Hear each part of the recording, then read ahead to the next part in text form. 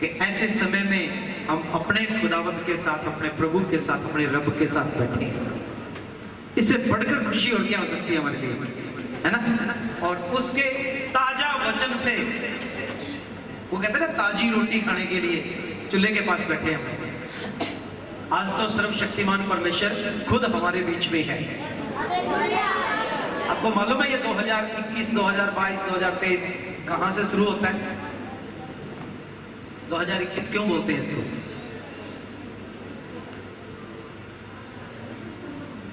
अगर आप इतिहासकारों से पूछेंगे तो वो आपको बताएंगे तो 2021 क्यों लिखते हैं, क्योंकि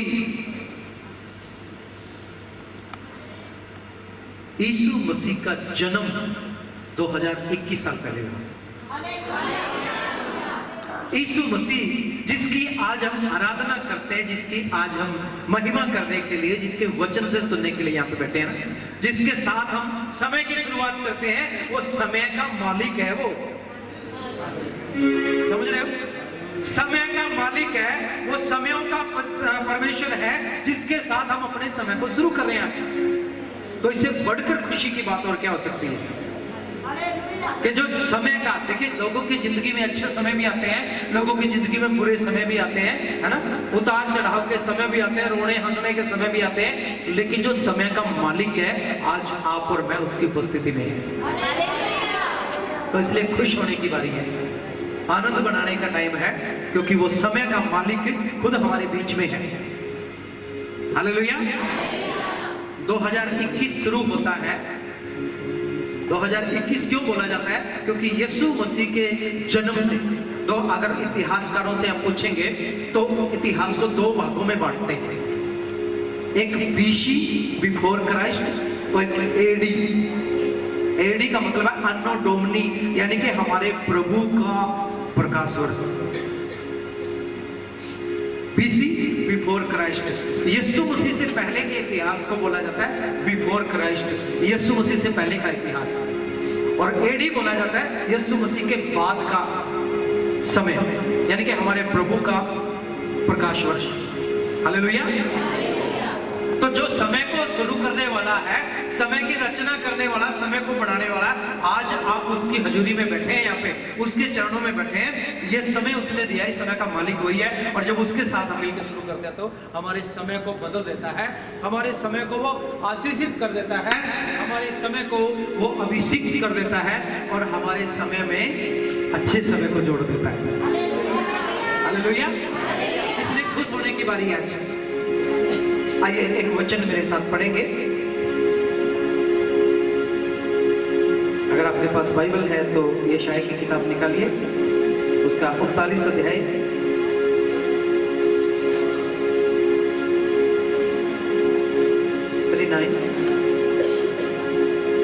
और उसका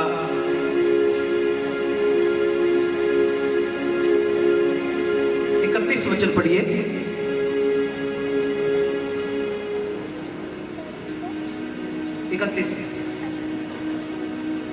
यशायाह 39 वर्स 31।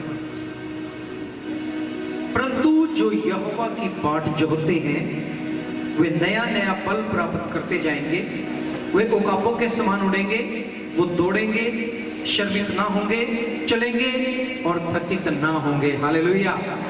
प्रभु के वचन खुलने पे परमेश्वर बड़ी आशीष दे। प्रभु की वाणी हमारे कानों में आई, परमेश्वर बड़ी बरकत दे। प्रभु की वाणी के साथ हमारे नए साल की शुरुआत हुई, इसलिए प्रभु बड़ी बरकत और बड़ी आशीष आप लोगों की जिंदगी में दे। हालेलुया। आप धन्य हो कि समय को बढ़ाने वाले का आवाज आपके कानों में है, उसकी वाणी आपके कानों में है। इससे बढ़कर और खुशी की क्या बात हो सकती है ना? और क्या कहता है? परंतु जो यहोवा की बाट जोहते हैं वे नया नया बल प्राप्त करते जाएंगे। जो परमेश्वर की बाट जोहते हैं, जो परमेश्वर का इंतजार करते हैं, वो नया नया बल प्राप्त करते जाएंगे। आगे क्या लिखा है? आप लोग यही हो? क्या लिखा है? परंतु जो यहोवा की बाट जोहते हैं वे नया नया बल प्राप्त करते जाएंगे। जो यहोवा की बाट जोहते हैं नया नया बल प्राप्त करते जाएंगे। हाँ, वे उकाबों के समान उड़ेंगे, वे उकाबों के समान उड़ेंगे, वे दौड़ेंगे वो दौड़ेंगे और श्रमित ना होंगे, और शर्मित ना होंगे, चलेंगे चलेंगे और थकित ना और होंगे। थकित ना होंगे। हालेलुया। आइए हम दुआ करें, प्रभु के वचन का खुलना हमारे लिए बड़ी आशीष लेकर आए। मेरे पिता, हम धन्यवाद करते हैं आपके पवित्र वचन का हमारे लिए खुलना एक बड़ी आशीष का कारण बने, एक बरकत का सबब बने पिता परमेश्वर, और 2021 के अनुग्रह का सबब बने, और अपने वचन से हमसे बातचीत करने के लिए धन्यवाद। और गहराई में लेकर चल पवित्र आत्मा के द्वारा मदद कर, प्रभु यीशु मसीह के नाम से मांगते हैं, आमीन। जो परंतु जो यहोवा की बाट जो होते हैं, यहोवा की बाट जो होने वाले लोग हैं, जो परमेश्वर का इंतजार करने वाले लोग हैं, परमेश्वर का इंतजार करने वाले लोग, ध्यान से सुना, किसका इंतजार करने वाले? परमेश्वर का इंतजार करने वाले लोग समय का इंतजार करते हैं कि मेरी जिंदगी में अच्छा समय कब आएगा। लोग लोगों का इंतजार करते हैं कि वो व्यक्ति कब मेरी जिंदगी में आएगा। लोग दिनों का इंतजार करते हैं, अच्छे दिन कब आएंगे। है? लोग अच्छे दिनों का इंतजार करते हैं, मेरे जिंदगी में अच्छे दिन कब आएंगे, अच्छा समय कब आएगा। लेकिन यहां परमेश्वर का वचन कुछ और कहता है। हमें उसका इंतजार नहीं करना कि अच्छे दिन कब आएंगे, उसका इंतजार नहीं करना, अच्छा समय कब आएगा उसका इंतजार नहीं करना, बल्कि जो परमेश्वर का इंतजार करते हैं। हालेलुया। किसका इंतजार करते हैं? परमेश्वर का। अच्छा समय कभी आए ना आए कोई गारंटी नहीं है, अच्छा दिन कभी आए ना आए कोई गारंटी नहीं है, लेकिन जो परमेश्वर का इंतजार करते हैं परमेश्वर जरूर आएगा। हालेलुया। जो परमेश्वर का इंतजार करते हैं परमेश्वर जरूर आएगा। इसलिए अभी इंतजार करना है तो समय का नहीं, इंतजार करना है तो दिनों का नहीं, इंतजार करना है तो किसी और का नहीं, इंतजार करना तो परमेश्वर का इंतजार करना 2021 में। हालेलुया। परमेश्वर का इंतजार करना समय के इंतजार करने से काफी ऊंचा उठ गया है। परमेश्वर का इंतजार करना दिनों का इंतजार करने से अच्छा है। परमेश्वर का इंतजार करना लोगों के इंतजार करने से उत्तम है। और जो यहोवा की बाट चढ़ते हैं उनके साथ क्या होता है? वे नया बल प्राप्त करते जाएंगे। हालेलुया। वो नया नया बल प्राप्त करते जाएंगे। जो यहोवा की बाट चढ़ते हैं वो क्या करेंगे? नया नया बल प्राप्त करते जाएंगे। ये नई नई ताकत प्राप्त करते जाएंगे। नई नई ताकत कौन देता है उनको? क्योंकि जिसका इंतजार करते हैं वही देता है ना। समय का इंतजार करते हैं, समय आए ना आए कोई पता नहीं, आप ही ना रहे, अच्छे दिन आए ना आए कोई पता नहीं, अच्छे लोग आपकी जिंदगी में आए ना आए कोई पता नहीं, लेकिन परमेश्वर जरूर आएगा। परमेश्वर जरूर आएगा। और क्या लिखा गया? वे नया बल प्राप्त करते जाएंगे। नया बल प्राप्त करते जाएंगे। वे उकाबों के समान उड़ेंगे। वे उकाबों के समान उड़ेंगे। उकाब बड़ा कई बार इसका उदाहरण दिया गया है बाइबल में उकाब का। उकाब के बारे में थोड़ा सा बताना चाहता हूं आप लोगों को। उकाब एक सबसे शक्तिशाली परिंदा होता है, उड़ने वाला, और जब उसके पंख खुल जाते हैं तो 6 फुट तक उसकी चौड़ाई होती है। 6 फुट तक पंखों की चौड़ाई होती है।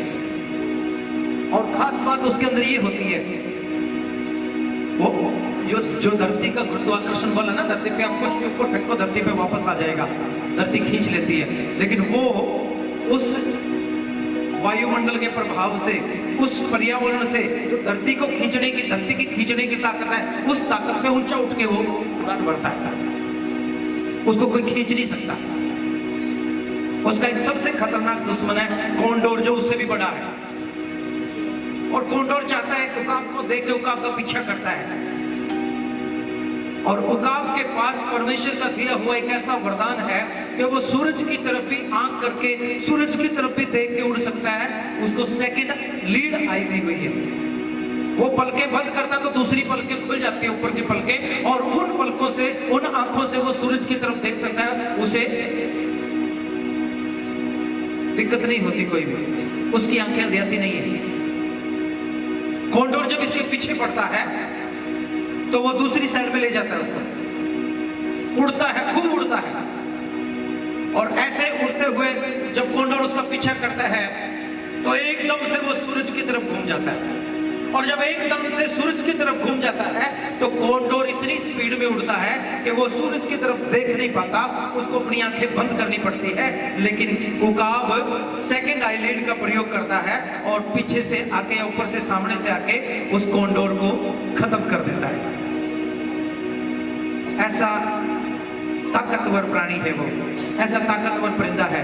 और दूसरी बात, उकाब हमेशा जवान होता रहता है। उकाब क्या करता है? हमेशा जवान होता रहता है। 30-40 साल की उम्र के बाद उसके पंख भारी हो जाते हैं, उसकी चोंच मोटी हो जाती है, उसके पंजे भारी हो जाते हैं, उसके लिए उड़ना मुश्किल हो जाता है। और क्या करता है? कोशिश करता है उड़ने की, उड़ नहीं पाता, बड़ा मुश्किल होता है। अपने शिकार को पकड़ नहीं पाता, उसके लिए भी बड़ा मुश्किल होता है। कोंडोर से लड़ नहीं पाता प्रॉपर्ली, बड़ा मुश्किल होता है। क्योंकि लंबी उड़ान भरना उसके लिए बस की बात नहीं है अभी। अब एक ही रास्ता है उसके लिए, या तो वो वहीं पे मर जाए, कुछ देर बाद और उसके पंख भारी हो जाएंगे और पर मोटे हो जाएंगे, चोंच और मोटी हो जाएगी उसकी, और वो मर जाएगा, या कोंडोर आके उसे मार देगा। दूसरी बात एक और है, उसे लंबी उड़ान भर के जाना पड़ता है बर्फ के पहाड़ों की चोटी पे, जहां बर्फ पड़ती है। और बर्फ के पहाड़ पे वो जाके बैठ जाता है। ऊपर से बर्फ गिरती है, नीचे से भी बर्फ है, और बर्फ ज्यादा गिरने की वजह से उसके पंख गल जाते हैं, उसकी चोंच गल जाती है। फिर अपनी चोंच को मारता है, वो जमीन पे, इस पे बर्फ पे मारता है, चोंच गल जाती है उसकी, उसके पंजे गल जाते हैं, उसके पंख गल जाते हैं। और धीरे धीरे करके वो 3 महीने के सीजन ऐसा होता है कि वो मरता है, हर रोज जीता है, मरता है, जीता है। खाने के लिए कुछ नहीं मिलता, बर्फ है सिर्फ, और बर्फ में उसकी सारी चमड़ी गल के उतर जाती है, और फिर एक नया उकाब बन जाता है, क्योंकि पुराना चमड़ा उतर जाता है उसका, पुराने पंजे उतर जाते हैं और अंदर से नए पंजे निकल के आ जाते हैं, नई चोंच निकल के आती है। अगले 40 साल के लिए फिर उकाब जवान हो जाता है। परमेश्वर कहता है मेरे लोग भी ऐसे होंगे, ये 2021 में मेरे लोग भी ऐसे होंगे, जिनको लगता है उड़ नहीं सकते, जिनको लगता है शिकार को पकड़ नहीं सकते, जिनको लगता है मेरे पंजे भारी हो गए, जिनको लगता है मेरी चोंच मोटी हो गई, जिनको लगता है मेरी जिंदगी में परेशानियां खड़ी हो गई। परमेश्वर कहता 2021 उकाबों के समान उड़ने का समय होगा आपके लिए। Hallelujah, hallelujah, hallelujah. 2021 आपके लिए उकाबों के समान उड़ने का दिन होगा। ऐसा साल होगा कि हर दिन, थोड़ी तकलीफ जरूर हो सकती है, क्योंकि ये पुरानी चमड़ी उतरनी है, अभी नई चमड़ी आनी है आपको, थोड़ा मुश्किल जरूर हो सकता है। लेकिन वचन कहता जो यहोवा की बाट जो होते हैं वो नया नया बल प्राप्त करते जाते हैं। आपको नया नया बल प्राप्त करने के लिए परमेश्वर ने आशीषित किया 2021 के लिए। वे उकाबों के समान उड़ेंगे, वो दौड़ेंगे और शर्मित ना होंगे, चलेंगे और थकित ना होंगे। 2021 आपके लिए है, आप जितना मर्जी चल लीजिए, आप थकेंगे नहीं। आप जिंदगी से भी नहीं थकेंगे, मन से भी नहीं थकेंगे, तन से भी नहीं थकेंगे, क्योंकि 2021 परमेश्वर की आशीषों का साल होगा आपकी जिंदगी में। बस सिर्फ एक ही काम करना है कि परमेश्वर की ओर देखते रहना है। लोगों की तरफ देखोगे, लोग धोखा देंगे। धन की तरफ देखोगे, धन धोखा देगा। अपने आप की तरफ देखोगे, धोखा खाओगे। परमेश्वर की ओर देखोगे, वो कभी शर्मिंदा नहीं होने देगा। परमेश्वर की ओर देख के चलोगे, वो कभी निराश नहीं होने देगा, वो कभी आपको घबराने नहीं देगा, वो कभी आपको अकेला नहीं पड़ने देगा। 2021 में परमेश्वर का अनुग्रह आप लोगों के साथ बना रहेगा। हालेलुया। प्रभु का वचन कहता है वो उकाबों के समान उड़ेंगे। उकाब उड़ता है, उकाब उड़ता है तो हवा की परिधि को पार कर देता है, और फिर आसमान की हवा उसके ऊपर नियंत्रण करती है, और वो अपने पंखों को फैला के हजारों किलोमीटर दूर तक सफर करता है। उसे नीचे नहीं खींच सकता कोई भी, क्योंकि वो इस खींचने वाली ताकत को छोड़ चुका है, उससे ऊपर निकल चुका है वो। फिर ऊपर की हवा उसको हजारों किलोमीटर दूर तक सिर्फ पंखों को फैला के वो उड़ान भरता है, और वो समुद्रों के पार दूसरी दुनिया में उसको ले जाती है। मेरे भाई बहन जो परमेश्वर का इंतजार करते हैं, परमेश्वर उनके साथ वैसा ही है। वो धरती की बातों से, दुनियावी बातों से ऊपर उठा लेता है अपने लोगों को। दुनियावी बातों से ऊपर उठा के परमेश्वर अपने वातावरण में, अपनी आत्मा की लहर में, अपनी आत्मा की लोर में उनको लेके चलाता है। और वो लोग फिर थकते नहीं है, वो हजारों किलोमीटर का सफर तय कर देते हैं। उनको जोर लगाने की जरूरत नहीं पड़ती। क्यों? क्योंकि वो सर्वशक्तिमान परमेश्वर के साथ चल रहे हैं। मेरे भाई बहन 2021 साल के लिए ऐसा ही साल हो। 2021 में आप चले, आप थके ना, आप शर्मित ना हो, आप परमेश्वर की ओर देखते रहे, आप बढ़ते रहे, आप फलते फूलते रहे, आप आशीषित होते रहे, आप परमेश्वर की महिमा करते रहे। बस एक ही बात, परमेश्वर की ओर देखते रहे, उसका इंतजार करते रहे। और जो उसका इंतजार करता है वो उसको शर्मिंदा नहीं होने देता। जो इसका इंतजार करता है उसे परमेश्वर घबराने नहीं देता। जो इसका इंतजार करता है परमेश्वर उसे अकेला भी रहने नहीं देता। जो इसका इंतजार करता है परमेश्वर कहता है उसके चेहरे पे कभी कालिक नहीं आती। परमेश्वर की ओर देखने से ज्योति आती है अपने चेहरे पे। इसलिए परमेश्वर की ओर देखते हुए आगे बढ़े और 2021 साल को फिर से मुबारक हो और 2021 साल के लिए हर दिन खुशियों से भरा हुआ हो, परमेश्वर के अनुग्रह से भरा हुआ हो। प्रभु आप लोगों को बड़ी आशीष दे। आइए हम अपनी आंखों को बंद करें और हम दुआ में रहें, प्रार्थना करें। परमेश्वर के वचन के द्वारा प्रभु ने हमें जो आशीष दिया है वो हमारी जिंदगी में बना रहे। प्यारे पिता परमेश्वर, धन्यवाद करते हैं 2021 के लिए। पिता परमेश्वर हम उकाबों के समान उड़ने वाले बने और चलते रहें, थके ना, शर्मित ना हो, भय ना खाएं, हमारा मन कच्चा ना हो। प्रभु तेरी ओर देखते हुए आगे बढ़े, उकाबों के समान उड़ने वाले तेरे लोग हो जाएं और तेरे लोग प्रभु तेरे अनुग्रह में चलने वाले, तेरे साथ चलने वाले, तेरे नाम को ऊंचा करने वाले, तेरी महिमा करने वाले हो जाए पिता। और जो तेरी ओर देखते हैं तो उनको कभी लज्जित नहीं होने देता।